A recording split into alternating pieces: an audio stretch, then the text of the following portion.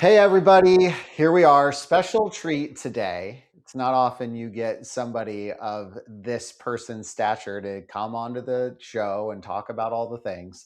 And that's what we're going to do today. But I'm going to tease it forward. I talked a little bit about it before the kickoff of the episode, but we are going to be discussing something that I think is really going to be able to help people progress through their healing journey a lot quicker, and to be able to get to the outcomes that they want, without having to kind of go through the ups and downs that happen when you're sort of trying to put pieces together in real time. And so, uh, what we're talking about is connecting the body, what's in your body, and what's going on in your home, right? And Dr. Woeller has been a big piece of what we're putting together here and what we've kind of structured around this. And Dr. Woeller, who's joining us, he's the chief medical officer at Mosaic Diagnostics. So Mosaic is a company that offers diagnostic testing for the body in a variety of different ways.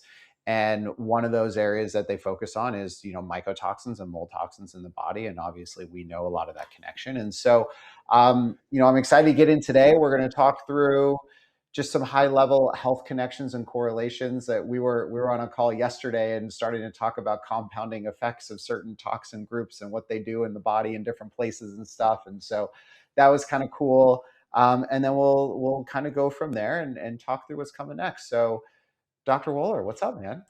Welcome to be here. Thanks for having me.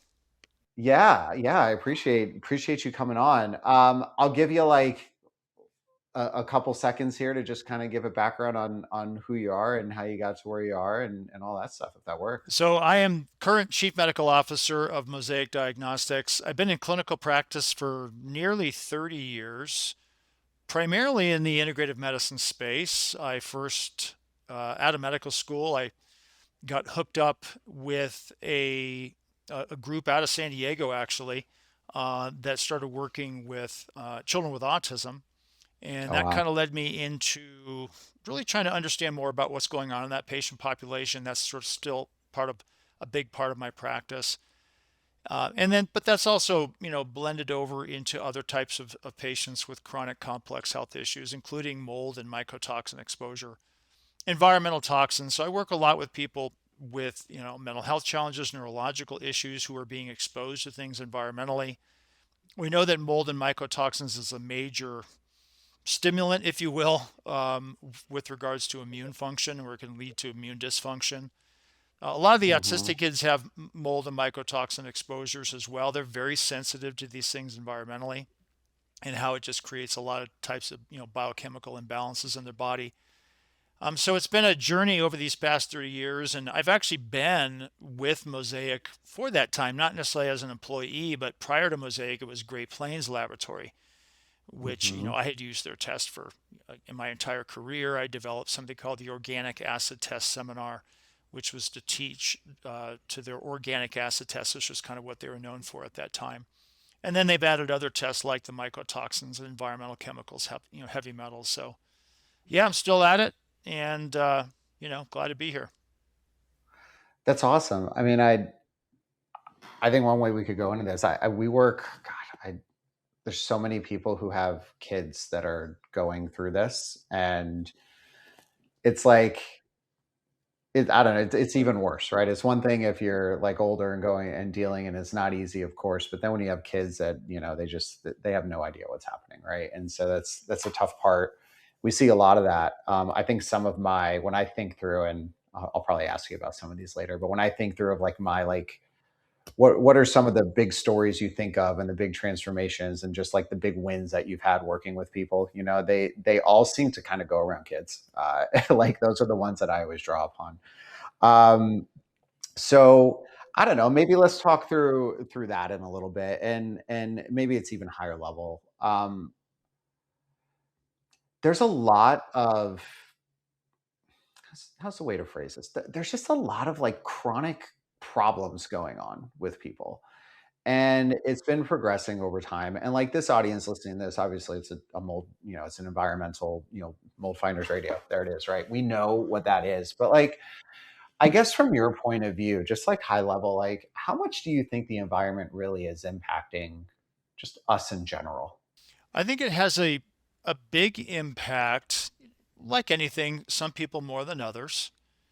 And I think as part of the environment, I also think about our food, Hmm. and the food supply, and you take it back to the soil and what we're putting into the soil, and from glyphosates to organophosphates, and creating, you know, nutrient imbalances from the standpoint of lack of nutrients in our food, and that's certainly affecting the microbiome. And you could, go in many different directions with this.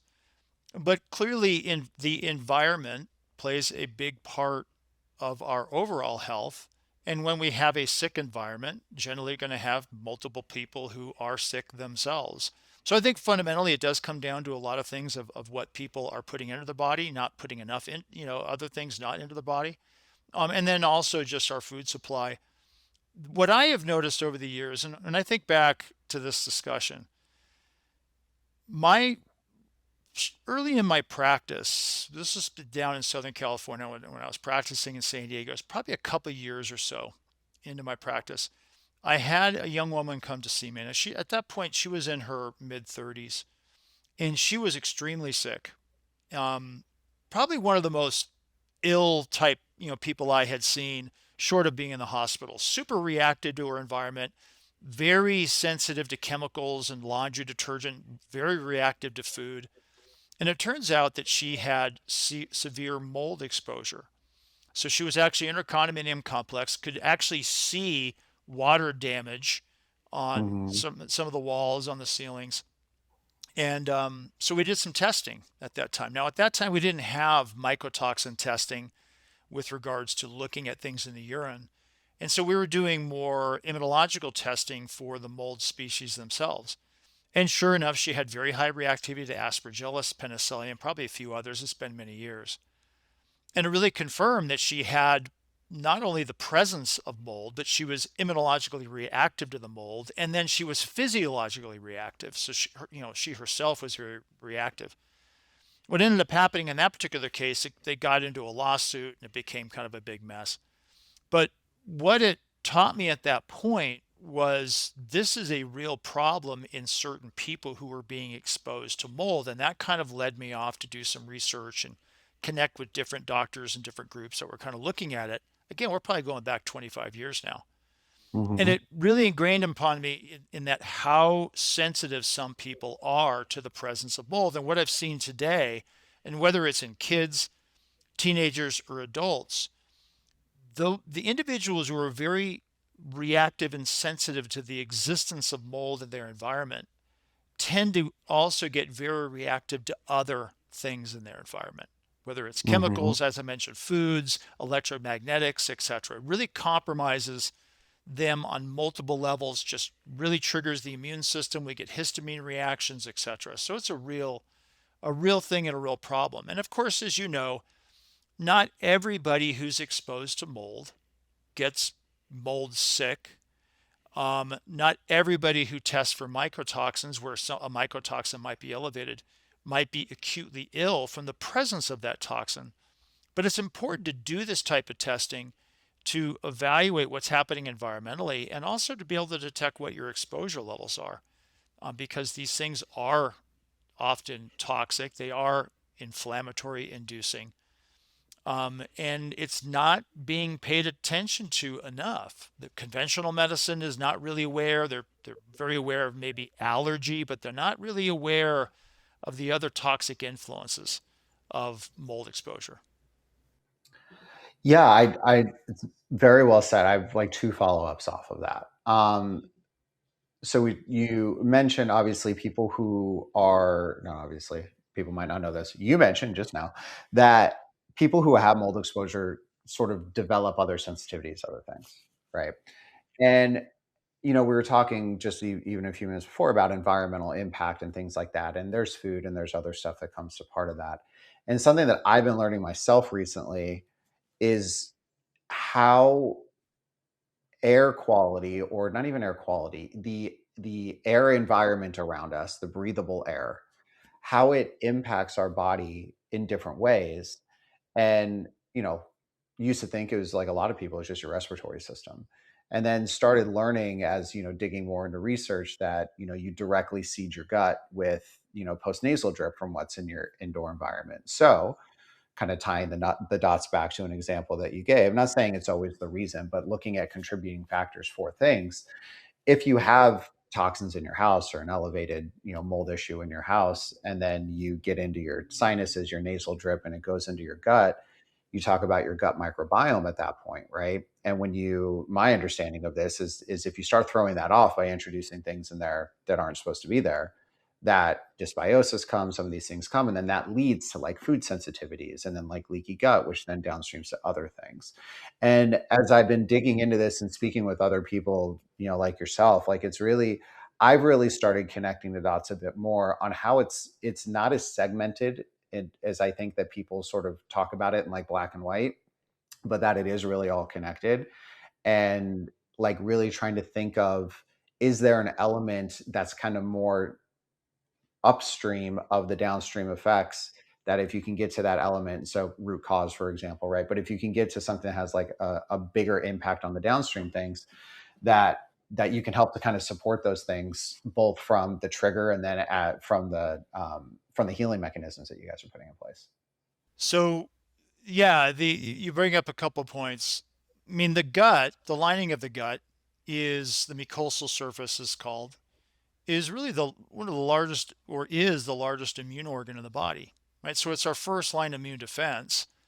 But our sinuses also are mucous membrane. The linings of our lungs, have epithelial cells, so they're part of our immune system as well. And the reality is many of these immune cells are circulating all throughout our body because they're in our bloodstream, and our bloodstream's moving all throughout our body.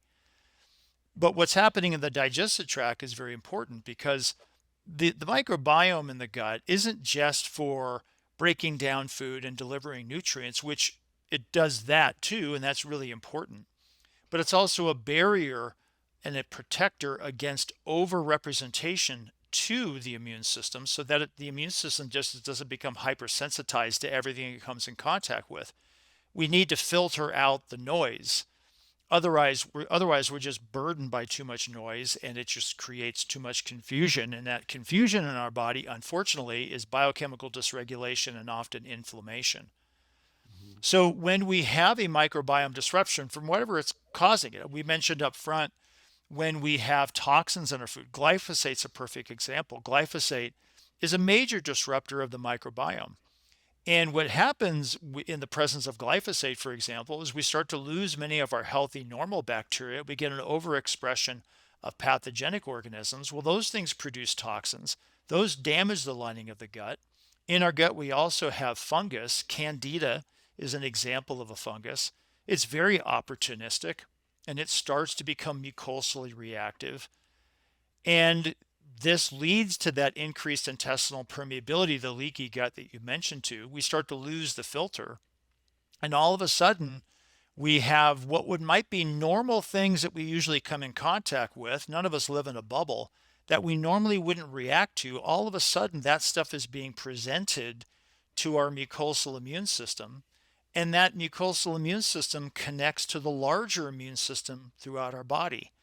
And it just lights things up, and we end up having increased inflammation and other chemical reactivity that in some people can even cross into the brain. If we think about what's happening in autism, for example, we get a trigger of neuroinflammation. The same thing happens in adults as well who have chronic exposures to toxins, is they develop neurological inflammation and reactivity.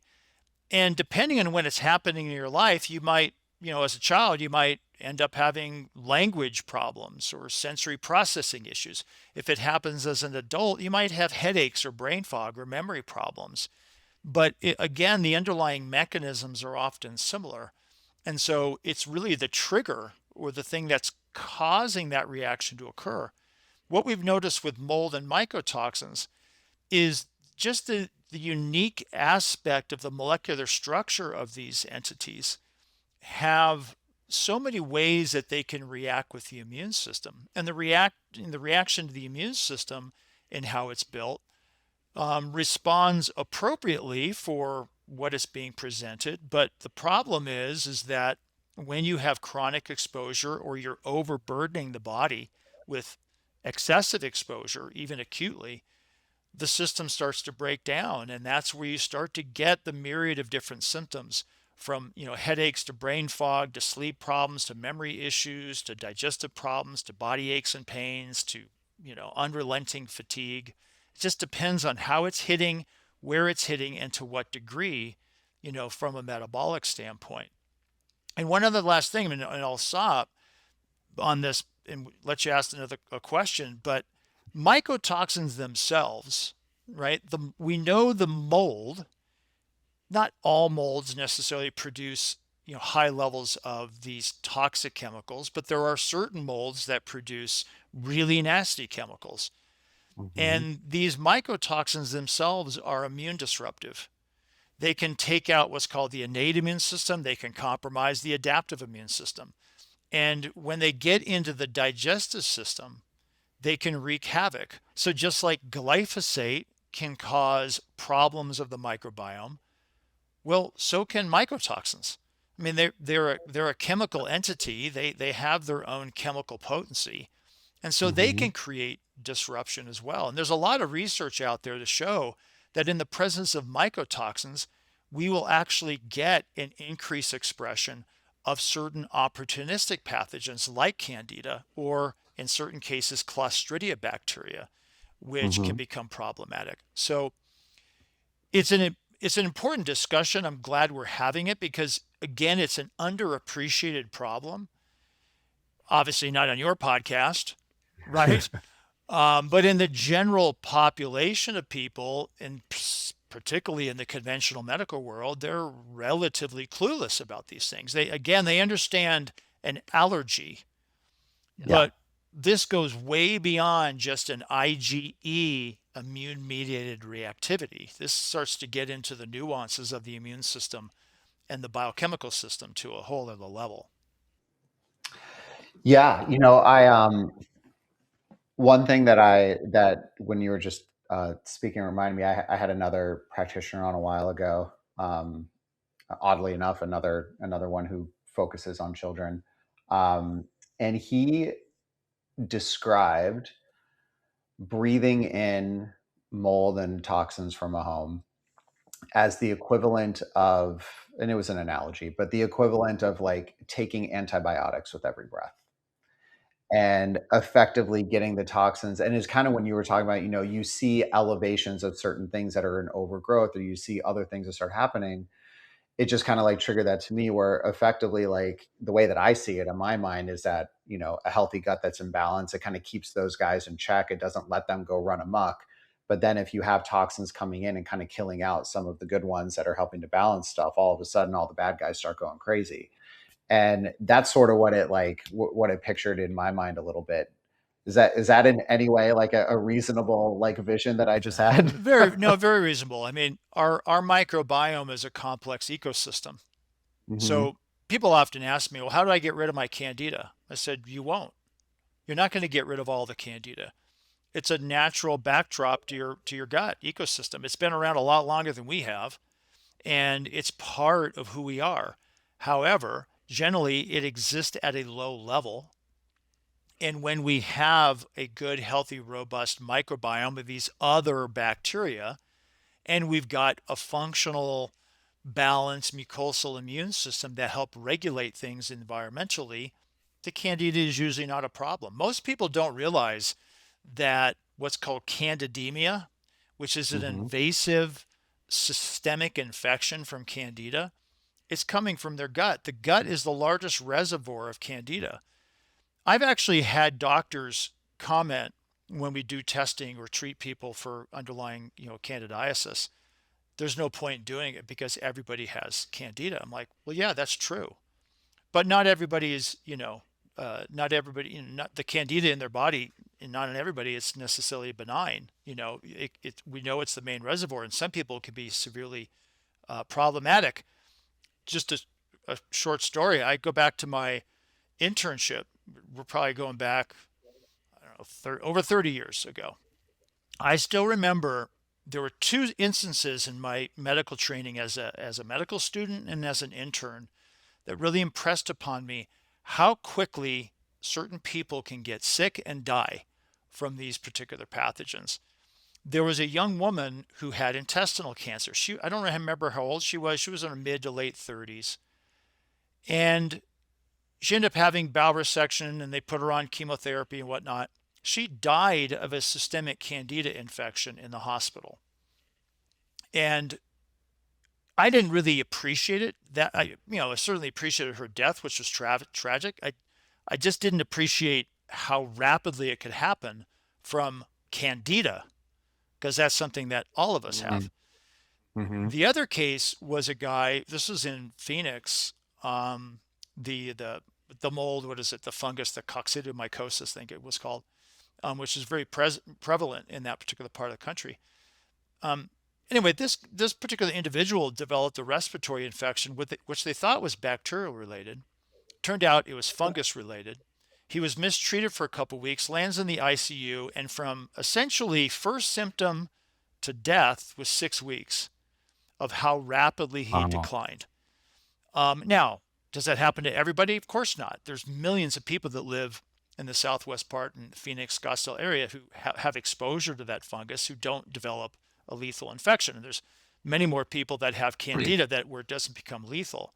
But these things are opportunistic. And to your point, is when the microbiome is disrupted by a wide variety of things, you have some of these organisms that are sitting there. They're a natural part, again, of the backdrop of our gut that will take advantage of that situation. And what I've seen over the years is that there's something about mold, right? This entity we call mold, and there's different species of mold that has evolved and developed mechanisms that tend to wreak havoc in our body and disrupt our immune system that make us more prone to other types of illnesses, to other types of infections. And then Mm-hmm. layer on top of that the mycotoxins, which have their own unique chemistry.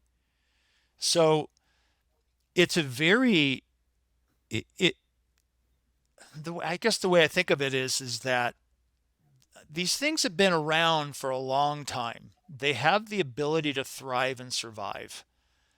And we ourselves obviously have an ability to thrive and survive in our biology and our evolutionary pattern through all of this. And but when you get exposed to these things in large amounts relatively quickly or acutely, or you're in an environment like your home that has mold damage and you're getting exposed to large levels of this over time, the bucket fills up pretty quickly and it doesn't take long for you to become sick. Yeah, and we see that. We see that all the time. It's interesting about what you just mentioned. Um, the infection side of mold, the colonization side of mold in the body. And the reason I just want to touch on this a little bit is because, like, a pattern that we have seen in homes for a very long time is that the individuals in the home will have mycotoxins in their body. But if we actually test for mycotoxins in the house, they come up like they come up negative a lot. Like there isn't a correlation. It's like, oh, it's in the house, it's in the body. Yet the molds that have the ability to produce the toxins that are in that person's body are a lot of times at high levels in the house, right? And I think it took me a long time over the last 10, 12 years, however long it's been, to like really put the pieces together a bit, and early on, I'm learning more about the body every day by being able to, speak with people like you. And early on, I didn't have that, and so I was really looking at it in more of like a linear connection. Like, well, if it's in the house, it's in the body. If it's not in the house, then why is it in the body? And I actually think a lot of people kind of have that thought process too. Just when you don't know as much, right? Like, you can only know what you know. And what I've started learning now is that pattern that we see in homes, which if you test for mycotoxins, it's important to know if they're in the house, but it's more important, I would say, for how you fix the house, how you clean the house. But if you're trying to look at that directly for like, is that where it's coming from in the body? I've just seen such a spread between toxin in the house versus toxin in the body, meaning like people have it in their body a lot. A lot of times it's not correlating in the house. but the molds that make it are in the house, and a lot of the molds that make it are at elevated levels that are in the house. And over the years, I've just learned more and more about infection, colonization, mycotoxin production from inside the body, that sort of thing. And that's why, it's so important to be able to be connecting the dots on these things, to understand that, to know like where that's coming from. And the other thing, just real quick, off what we were talking about, you mentioned like glyphosate and some of these other things. Like those are not infections and colonizations that are producing more glyphosate in your body, right? And I think that's like one of the big things of why, you talk about how mold is sort of adapted, and how when you have mold, you have other things that downstream and stuff like that, is a lot of these other environmental things that come into our body, heavy metals, pesticides being two very big ones, they don't come into our body and then create more of themselves, right? And when mold gets into your body, you're getting your immediate, immune response that comes, that's not the toxin component of it, right? So there's a whole, which you've talked about here just a bit ago, right? There's a whole host of those things. And then if they colonize and they start producing the toxin internally, it's now internal poisoning that's continuing to go and go and go. And that's why it's so important to be able to know what's in the environment from the airflow point of view, specifically from the mold component, because it's not just a one-time impact that you then have to get out. It's a one-time impact that takes up shop, that then starts continuing to impact you in a bigger way. And it's almost like growing and making a bigger problem inside of you. And I just think, I just kind of was like taking that from what you were pulling before. And I think it's like a good transition, and just talking about like why testing and why data and information is so important just in the treatment process from your point of view. And like how often are you seeing people that are coming in with kind of the profile that we've talked about here? They've, been sick for a while, things are not working, maybe multiple people in the house are sick, maybe they all have different things, because as you greatly explained, how the immune system is manifesting different in different parts of the body for people, right? And you kind of like, you see this pattern of, yeah, this looks like a mold exposure kind of thing that's going on. How often, like when you see that pattern, are you actually like seeing, oh yeah, that is what's happening, versus, oh, I saw the pattern and I was wrong and it's something else? Well, as a physician, you always have to take into consideration that what you think might be true may not be true. And you have to verify that through testing, through clinical examination, through clinical history taking, understanding the aspect of differential diagnosis. So there's always a possibility you may be wrong. I think that Hmm. the problem with many practitioners is that um, you're you can kind of get very narrow focused in thinking that you've seen this before, so therefore that must be what it is. Hmm. And without going through your due diligence of actually investigating it and looking for other possibilities, particularly when you are working in a niche group of patients. Now, you asked me about how often do I see this? Quite often, but people are often coming to me, who've been chronically ill, etc., who Hmm. are sort of seeking out, additional information or alternative view on things. And so, we tend to see these patterns quite a bit. I see it quite a bit with the autistic kids I work with, but other patients with chronic fatigue and, you know, neurological issues, etc. Not everybody has mold and mycotoxin problems. Hmm. It's not the thing for everybody. But again, not everybody has heavy metal toxicity, nor does everybody have environmental chemical toxicity. But we have to consider these things as possibility. And some part of it comes down to going through a clinical history, looking at past exposures, known exposures, what, where they lived, what their hobbies are. Uh, all of those factors come into play. And then we can go through some confirmatory testing to try to look at levels of exposure. When you're talking about mycotoxins, the tests that are done don't define an illness. So at Mosaic Diagnostics, we have a mycotox profile that evaluates for exposure to mycotoxins. The presence of those mycotoxins in somebody's body means they've been exposed. It doesn't define an illness. You have to Hmm. define that illness and what that test means for that individual by actually going through their history and trying to make those connections from a clinical standpoint. What we can also do, and what I've done now in my practice for a number of years, and I'm really thankful for the dust test because it's helped open up an avenue of testing the home and then taking the home information, correlating it to the mycotox test. And there's another test that I do in my practice. It's also another test for Mosaic Diagnostics, which is called the organic acid test. There are certain markers on the organic acid test that are reflective of mold exposure as well. You mentioned colonization, for example, that when I line these three tests up, often gives a much more three-dimensional view Hmm. of that exposure pattern. But of course, I take that and then apply it back to the individual, right? And how does it fit their symptom picture? How does it fit their neither known or suspected diagnosis? And we put all that together, kind of make a path forward. So I feel I always try to recognize that the thing that I think it is may not necessarily be what it is.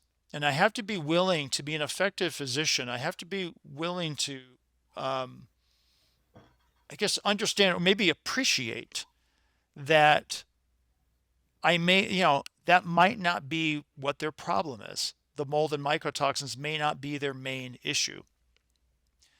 But I also have to appreciate that for many people, it often is. And so it's well, I'll be honest with you, it's a humbling, it's really kind of a humbling experience to to work in this field because people are complex. These are complex problems. I'm sure when you guys go in and assess a home, you're assessing it from a diagnostic standpoint. You're looking at certain load and levels in certain places in the home. You're Hmm. getting an idea of air ventilation or poor ventilation or where the gross may be. It's not like let's just go rip all the walls apart because you found mold in a home. It's being very specific and isolated. And we act very much the same way. I mean, we're dealing with individuals who are being challenged with complex problems. And they can't all be treated the exact same way. Not everybody responds to the same type of thing. So I've seen this in the autism world, as well for years, in that, each child is a little bit different in how they respond and what you can do and what you can expect to occur. The tests might be similar, but the treatment aspects are often very individualized. And my impression of what you do and what is happening from a home inspection and a remediation standpoint is very much the same thing. It's very individualized to that particular home and that particular family or Yeah, it's funny. I actually describe our process as being inspired by what you do. And the goal on your side is to understand why is something happening and then what's the best path to address that, right? And it's not always the most extreme thing has to be done, but it's get a really really good understanding of what the lay of the land is, right? And from our end it's a combination of visual plus testing in the house to understand exposure mapping, and eventually uh, reverse engineering exposure back to source and figuring out which ones are the most most impactful from that point of view. But going from a data first perspective to then allow you to prioritize and say, as you mentioned on our end, you don't have to gut your whole house. Side note, most people we work with don't remediate everything that we find. It's by design for that to happen. We are going to find a whole bunch of stuff. We're good at finding it, right? Just like practitioners can find things, right? It's not necessarily about how much can I find and treat everything. It's how much can I find, because we need to find what's important. But then how do we take all that information and synthesize it to a point where it's like, hey, we might have found 10 things, but these four are the ones that we feel are really going to move the needle, and let's do that, right? And give a plan like that. And I have taken that from just from how you've been speaking here in kind of the same approach. It's like, how do we get to where we want to go? I feel like a lot of times people lose the reason that anyone is going through this, and it just becomes. I'll admit to this. In my early time, I was just so bent on, like, I want to find everything, Like I was just very competitive with myself being in a house, and I was like, we got to fix everything. I found it all. We got to fix it all, right? And it's like we're not here for me feeling good about finding things in a house, right? We're here for the person who who I would still feel good about finding things because it means I'm doing okay. But like we're here for the person who really doesn't want to do a whole bunch of stuff in their house, but they want to get better. And so then you have to take all that, reframe that for them in a way that's going to get them to where they want to go. And it feels like this data component, especially the melding of the two, and I'd love for you to maybe expand on that a little bit more, really understanding, and then we can talk into, into the partnership that we sort of preface here a little bit, but how having the environmental view plus what you're running in your panels, how it's helpful for you, like what it changes for you with the timing it changes for people, whatever it is, like what is it that is of value from your side of the fence with that? Oh my gosh. There's a tremendous amount of value, not only for me, it's not just about me, it's for the people that you're doing the test on. It's really about them in that it Mm-hmm. can change, for some people, it can change the trajectory of their life with regards to moving forward to if they were actually in a home that is making them sick, the years of suffering that could continue, the thousands of dollars that could continue to be spent on medical bills, basically getting nowhere. Because if you're continuing to live in an environment that's making you ill, it doesn't matter how much you change your diet, how much you exercise, and how many supplements you take, you're still going to be sick. You might feel a Mm-hmm. little better, but it's not going to move the needle that much. I love that analogy in moving the needle. I think about that often. The more things you test for, the more things you'll find. But is it all meaningful? Does it all carry the same weight? Is it all clinically significant? And it's not. It doesn't mean that these things are inert, but none of us live in a bubble. We don't live in bubbles individually. Our homes are not our bubbles. The world is not a bubble. And ultimately, in order to be highly healthy, functioning human beings, we have to live in the world. And, that so I mean that's the ultimate goal, right? To not be able to live in fear of things surrounding us all the time. But that also means that we don't ignore the things that may be harmful and problematic, and certainly high levels of mold. The chances are, the longer you live in the presence of mold that is elevated beyond normal levels, there's going to be a normal backdrop to some mold, the greater chance you have of developing problems, from it.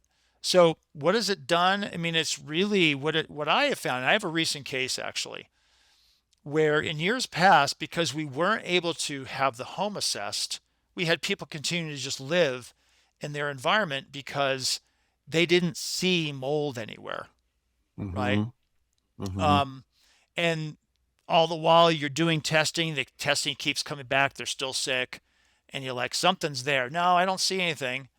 Or they have a company come out, that just does sort of a cursory overview. It's like, oh, you're fine. Or the levels are normal inside compared to outside, like somehow Yeah. that means it's benign. I've got so Yeah. many cases. I had an interesting case recently where it was a family where it was for their child. This is a child with autism. And he was having a lot of behavioral problems, just kind of dysregulated, poor sleep, a lot of self stimulatory behavior. Interestingly, not he wasn't classically allergic, right? Which you would think might from a mold exposure. So respiratory problems or itchy eyes or any kind of rash, anything like that. It was just more behavioral, very stimmy, a lot of, attention problems. And we did an organic acid test. Sure enough, the organic acid test comes back with a lot of biochemical imbalances, but we saw certain aspergillus markers that were high. So that told me, I'm like, okay, this kid's getting exposed to aspergillus environmentally.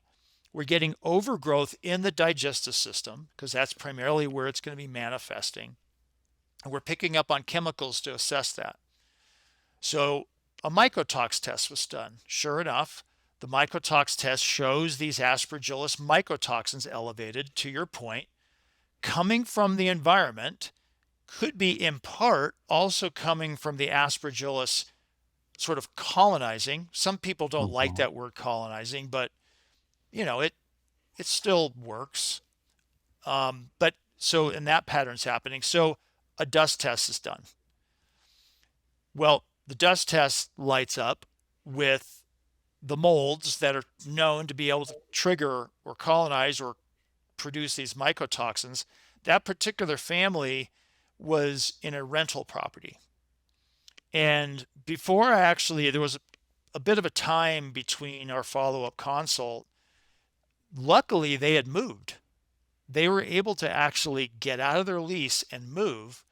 And so when I had a follow up, I'm like, well, how are things going? Well, we moved, we got out, we're all feeling so much better. The child that I was consulting with, he's much happier, he's more regulated, he's sleeping. Yeah, he's still autistic, but he's more behaved, he's more connected, he's not as agitated. What was interesting in that case was that I hadn't done a clinical intake on the rest of the family, but it was Hmm. volunteered that the entire family was feeling better. In fact, it was the parents that were having some respiratory issues, and they were having some sinus congestion and some eye irritation whenever they were in the home. They actually happened to see water damage on some walls, Hmm. but they weren't having the classic mycotoxin type of reactions. They weren't having the brain fog or, the headaches or the sleeping problems, but the child was. Either way, they get out and they're like, you know, 100% better, dramatic improvement. So you ask, what does the ability to actually assess the home? It's that. It's for people to be able to see, like, oh my God, we either need to have our house assessed and cleaned up, or I'm out of here. Which in their particular case, because it was a Yeah. rental property, they were able to get out. And before before this type of testing, it was very difficult to assess things from that three-dimensional view. Yeah, I love how you frame that, and I mean that's such a good story. I mean, I have so many of those similar types of. I mean, there's so many of these, and I think the one piece that you mentioned in there is really interesting, and the question comes up all the time, and frankly, like we can transition into sort of what we've been beating around here, but like we've established this partnership with you guys with Mosaic with the dust test where we will be able to effectively be able to offer body mycotoxin testing with home dust test mold testing and be able to correlate what's in the house to what's in the body and to help give this clarity that you're talking about, right? And and what's really exciting about it is that it's from both sides. So from the Mosaic side, you work with a lot of practitioners directly, obviously, who order your tests for their patients, and now they're able to effectively do what you just described and directly order a dust test as part of like their medical onboarding panel of tests that they're doing, right? Instead of having to figure out how to aggregate all these things from different places or like ask the patient to go do it. And we all know when you ask somebody else to go do something, most of them don't do it, right? And so the early feedback has been great from the practitioner side of just the ease of being able to kind of get the information that you were talking about. On the flip side, on the dust test, so the dusttest.com, you also can now purchase Mosaic body mycotoxin testing as part of this as well. You could even purchase it individually if you don't, for some reason, want to do the dust test. You go to the dust test, but you don't want to do it and you want to do your body, so be it. You can have it there, right? And it's all about getting the information to put the two pieces together, like you talked about, to be able to make the decision on what the next step looks like. And it's something that's been getting worked on for almost 2 years now of getting this put together, spun up, out to market, like ready to go. And I know, I know. In the early days, what I used to love about being smaller in the early days would be like, we're just going to do this. I'm going to go build this today and it's going to go. And it was great. And now I find myself still wanting to do that. And then I'm like, they're like, guys, you can't just do that. You Well, can't just do part it. of it, as you know, too, is the sophistication of things online, different websites, the way things are set up, and compliance and regulations. I mean, there's a lot of Yeah. layers and departments that have to be involved, and how things click through, how things are paid, how things get transferred. I mean, there's so many layers of complexity. just from a structural standpoint. What I, Yeah. you kind of bring up the point, what I've noticed in practice now too is I was the same way.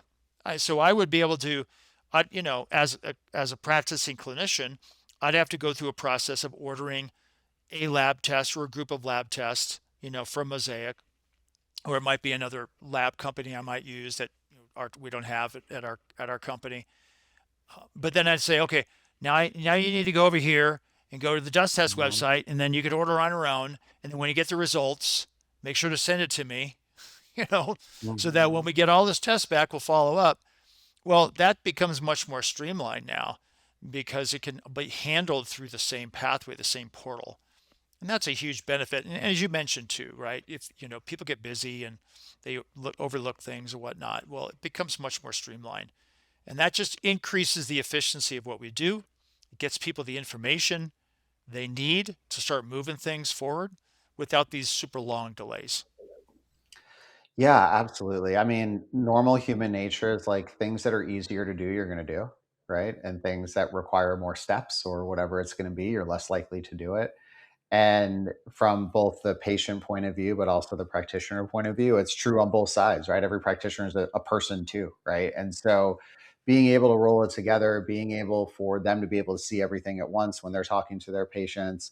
On the dust test side too, we do consults with every person that orders a dust test if they want it, right? And it's not just a consult with some low level somebody who's just gonna be like, oh, you got mold. It's like you're talking to our team, you're talking to the we inspect team on the back end of like looking at this stuff. And so being able to correlate what's in the house to what's in the body allows us to have conversations as well, right? Because it's like, hey, listen, this dust test is showing not even by the molds that are correlating, but even, we can get down into a deeper, like, this is how much moisture is required for this type of mold to grow. You have a whole bunch of these in this category. This is not from outside. Like the pattern is literally telling you it's not from outside because like a lot of people want to, oh, is it cross contamination? Is it this? Is it that? I think it all like goes back to surrounding the patient, the person who's why all of this is happening with the information and the consulting and the guidance that they need, right? So a lot of times what would happen is from the practitioner side, they don't know about stuff in the house. It's not their job to know about stuff in the house, right? And so the feedback that we got all the time was like they would do even before this, they would do a dust test. It goes back to the practitioner, and the practitioner's like, I mean, yeah, it looks like there's a problem here, right? It's like, how much could I do to it?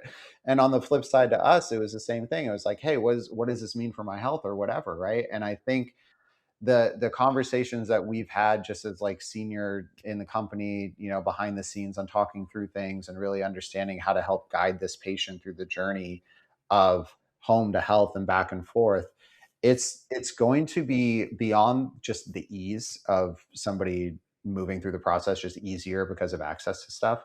I think people are going to get to where they want to go a lot easier because the knowledge transfer that is happening between the body side and the environmental side, which we have always seen as like the biggest gap in people's healing journey, is that they're in the middle, they're having to try to connect all the dots of everything, but they're impacted, and most of them are having some sort of cognition impact because it's so common. Now you have somebody who's like dealing with chronic this or cognition issues that or whatever, and they're having to take what doctors are saying and what we're saying and somehow meld it all together and figure out what it all means. By now being able to help do trainings on both sides, like Corey on our side, who I think people here know him, but my co-founder Corey is doing a webinar with your practitioner base in just a week and a half or so, right? And it's going to be a full training session on exactly what we're talking about to help educate that side. And that's really exciting too, because if we could blend and share the knowledge across both sides of this fence, people are going to get better faster. They're going to get access to the information they need, and then they're going to get the guidance that they need that's going to be more effective because of us sharing the information back and forth. Here's another angle to this that I really appreciate, not only as CMO at Mosaic and the relationship, I see it also as individual practitioner.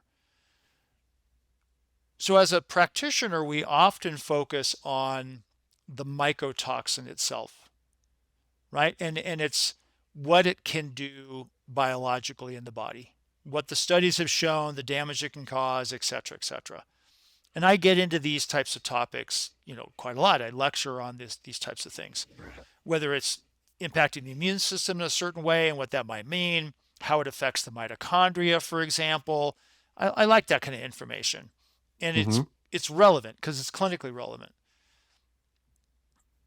On the other side, in what you described, is that the way you would look at a home and the mold that's present and the levels in which those mold exist in that particular space, you can say, hey, this is a problem because it takes a certain amount of moisture, a certain amount of water for this particular mold to grow to this particular level. And that water supply can come from X, Y, and Z, et cetera, et cetera. So you're sort of growing it from that standpoint. And that's not something that I have found a lot of doctors completely understand. So when you actually are able to, or even know about, or have even thought of asking, honestly, like what amount of damp or mold, what kind of environment would have to exist in order for this particular mold to grow to this level? Because obviously they're not all the same. Yeah. These are living organisms. Again, they have their own ability to thrive and survive despite us, despite our best efforts. They want to do what they want to do, but there has to be unique environmental factors that allow them to do that. They have their own metabolism. They they produce different compounds to allow that to occur.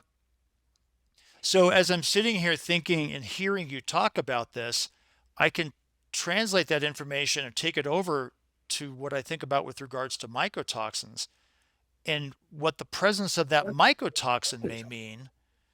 Again, coming from that particular mold, it helps me to kind of connect and see that this discussion and this educational journey and this clinical journey is so much more expansive than just sort of individual pieces, that it is a collective, process if you sort of view it that way.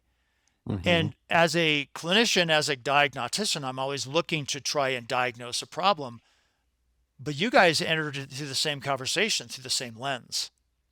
So I'm really happy you brought that up because it's helped me sort of conceptualize this relationship even more, and not only to be able to teach to it, understand it myself, but then to teach to it and to teach other practitioners. But you're also talking to the customer. So you're teaching them too of the significance of this relationship. So that's super cool. I appreciate that point of view. It's funny, like just going down this road a little more. So I mean, Corey and I are cousins, right? And then people listening to this know the whole story about my father-in-law and his dad and how it all happened and how all this went. And when so you're talking like 10, 15 years ago, or actually longer than that. They were 20, 25 years. I've been in it about 10 to 12 or so. But when they first started going to medical conferences as environmental people like we are, right? Is what we are. And they would show up in the room, people like, oh, what medicine do you practice? What's your area of focus? And we're like, oh, we're not doctors. We're like, what are you doing here? This is how long ago this was. They're like, why are you here? And they'd be like, well, we have a lot of clients and they're talking about feeling X, Y, and Z and this, that, or the other. And we want to know about it so we can help them, right? And that's that's where all this started on our end, like, and it sort of ingrained in us from the beginning as we were being brought up through the family business of like the reason that this is being done is for that. And then ultimately really highlighting at that time the incredibly large gap in knowledge between medical body side and environment side, and there just was no talking back and forth whatsoever. And it really required us to learn as much as we could to try to bridge that gap and maybe even prompt questions that they should send to their doctor. Like we literally were doing this at the beginning, like, hey, you should maybe ask them about this, or like you should maybe talk to them about that, or whatever it is. And obviously there's been a lot of growth in many areas since those days, but that's always like, that has been the foundation of sort of how we viewed what has turned into this and why we're so excited about this, just to add like a little more historical story context onto it, because we are very, very excited um, about kind of finally almost like closing the loop on that vision that was had so long ago about being able to have this connection between both sides of it. Right. Well, you've got to you've got to be able to educate your customers to the significance so that it's not overlooked or diminished, um, or I don't say thought negatively of. I like the fact that you're educating people to the fact of, hey, you might want to ask your doctor about this or that. Might want to bring that up the next time you have a visit. Because some people just don't know what questions to ask. Yeah. Some people go to their doctor and the well-meaning doctor doesn't know. Maybe they want to know, they just never thought to ask. They could become educated. The worst case scenario is they go and get gaslit, which we've seen that too.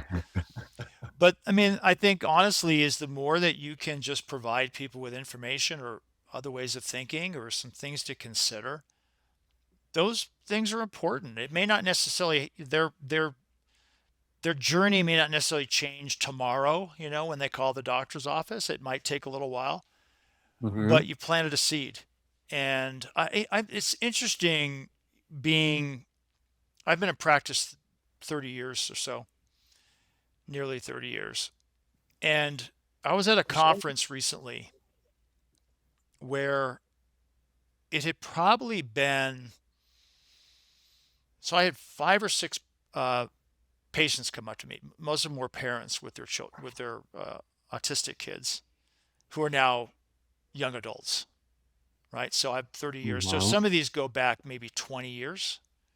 Okay. And most of these people I'd lost contact with, never knew what happened. And they'd come up and say, I just want to thank you, for how much you helped us. And there was a number of them that mentioned there was something that you said to us, Dr. Woeller, about our child or about our environment or about our diet or some of the testing that you did help reveal underlying chemical imbalances or environmental exposures. And we, in the moment, we didn't necessarily do anything with the information, but you told us how important it was. And we eventually, got around to resolving the issues. And these are things sometimes you don't hear until years later Yeah. about the seed that's planted that somebody can take and it can again change the trajectory of their life. So Yeah. I hope you guys understand that you probably already are in the same boat, right? Where Yeah. you don't always hear on the back end the success that happened with somebody and what happened. People are busy, they get on with their lives. Why would you want to be, They're you know, happy. They don't want to relive it. They're right? like, it's great. Exactly, right.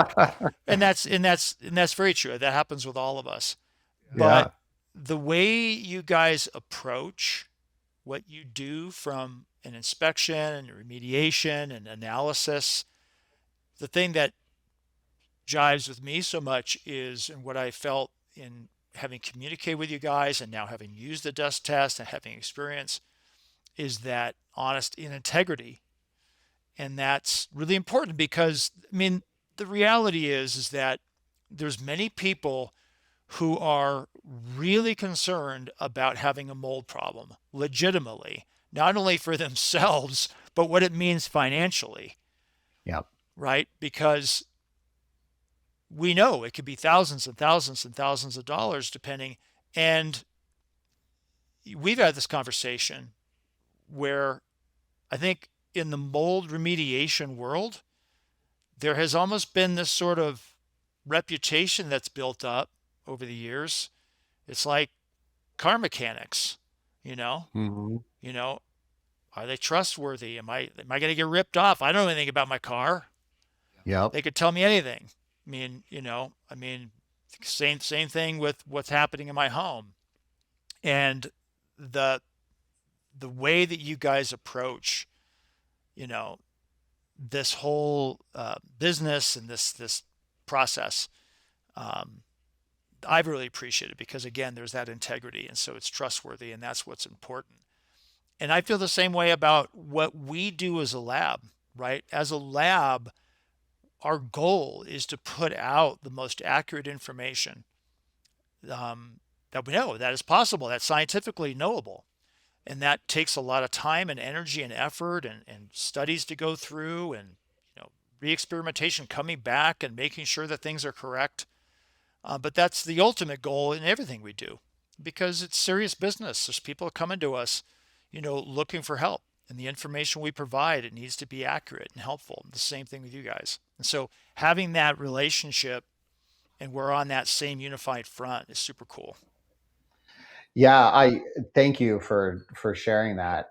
I'll just say from like my point of view, kind of looking the other way, and I'll share the story I gave yesterday when we were all talking and just not name names. But there was a lab that we were working with on the environmental side, for what we do. And you have to trust the lab that you're working with, right? Because you're reliant on the data that they give you, and you're making real decisions that are are changing the course of people's lives, frankly, a lot off of the numbers and data that shows up on a page, right? That's a very big portion of these life-changing decisions that occur, right?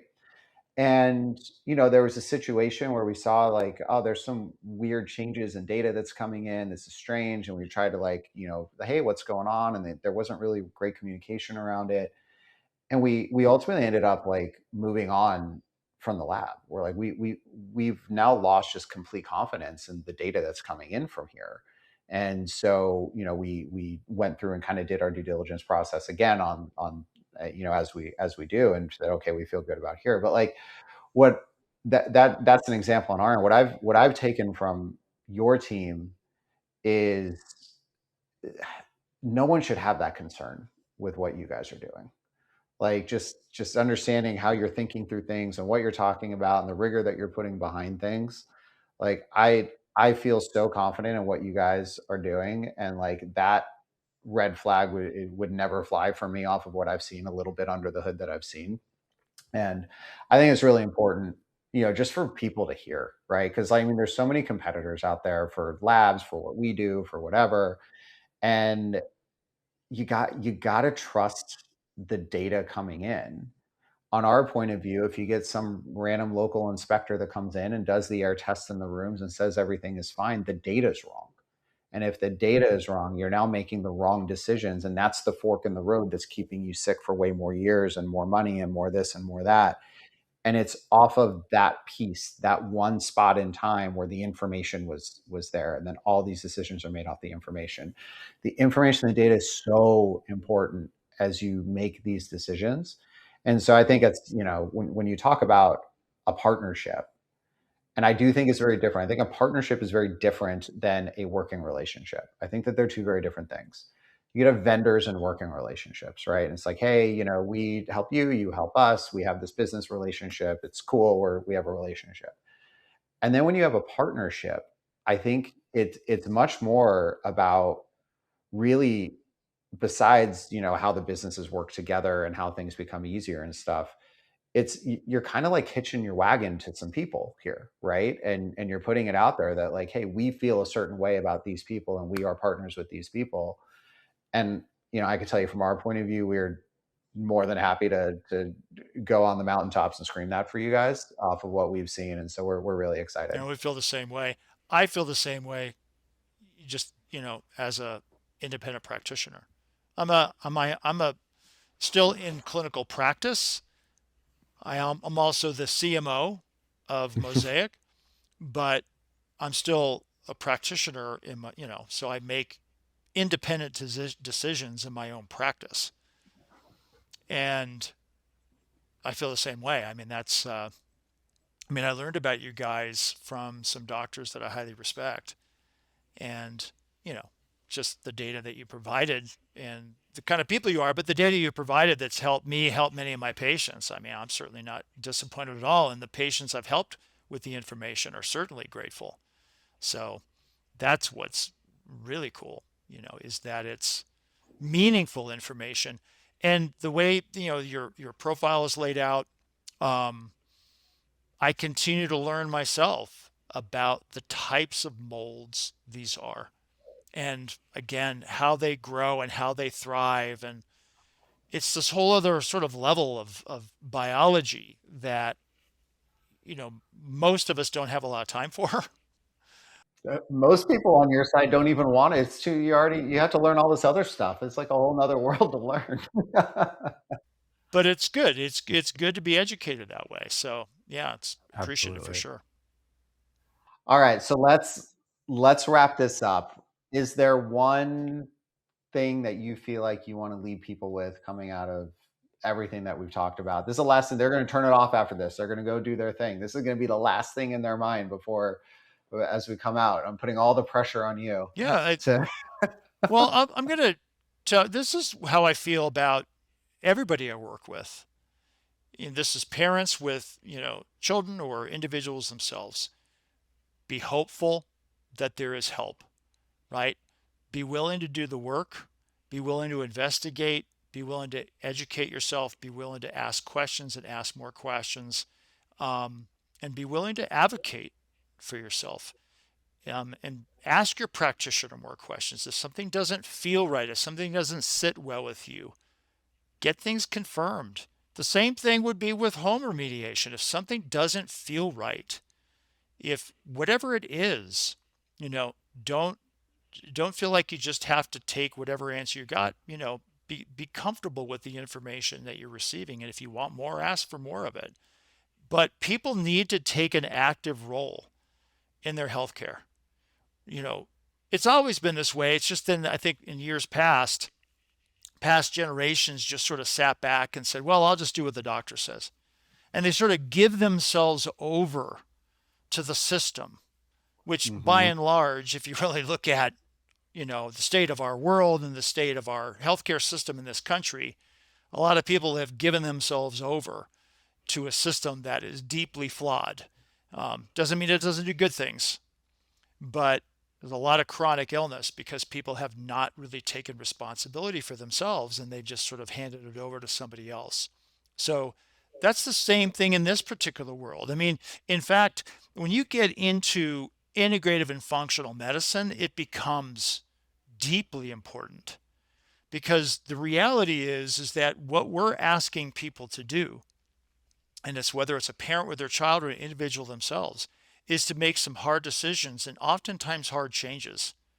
Just as you're experiencing talking with people about some of the decisions they have to make with regards to their home.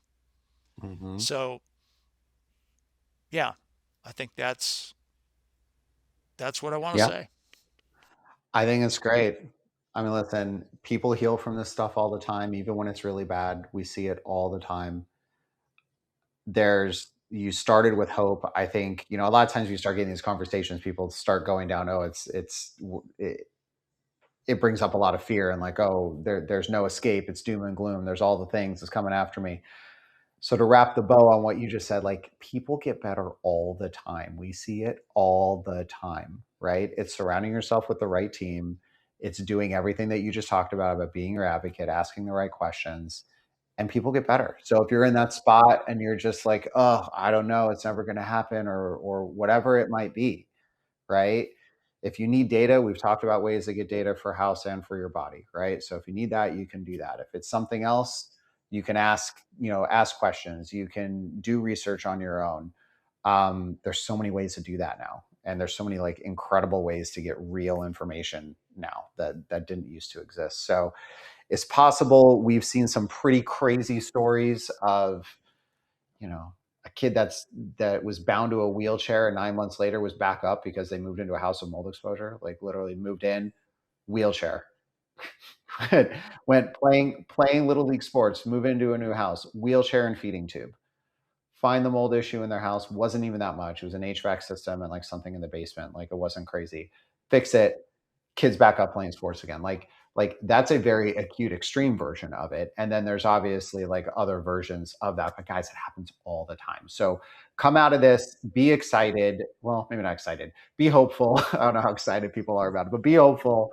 And hopefully what we've just talked about today is going to be helpful for you directly. but then also in being able to get you access to information and just help and referrals and references and things along the way that way. So Awesome. Hey, real quickly, so people can get more information about the mycotox profile dust test through our website, go to mosaicdx.com and actually go under our tests, and you'll see the dust test listed there. And you can also go to the mycotox test as well and get all the information about this arrangement, and then individual information about other tests that we have at Mosaic Diagnostics as well. yeah, that's amazing. You could look. You talked about the O test. There's other things you could look at over there, and you could also go to the dusttest.com and see the same thing on ours, right? So you can see it in both places. And this is the start of something that I think is going to change a whole lot of lives for the better. So we're really excited. Awesome. Thanks for coming on. I appreciate it.